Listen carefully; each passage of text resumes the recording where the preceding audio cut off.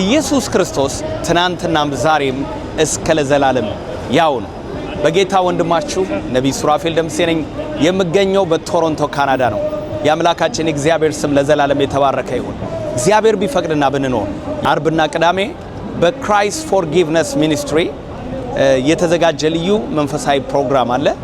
ስለዚህ በዚህ ፕሮግራም ላይ ከወዳጄ ከፓስተር ዴቪድ ሊጋ በመሆን የእግዚአብሔርን ቃል በማስተማር በመጸለይ አገለግላለሁ። በዚህ ተለያዩ አገር ዜጎች በሚሳተፉበት በዚህ መንፈሳዊ ኮንፈረንስ ላይ ዛሬ እኔ ደግሞ ወንድማችሁ ኢትዮጵያውያንና ኤርትራውያንን ለመጋበዝ በፊታችሁ እገኛለሁ።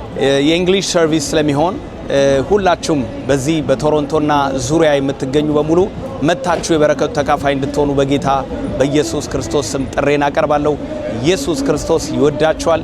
ኢየሱስ ክርስቶስ ያድናል። ኢየሱስ ክርስቶስ ጌታ ነው።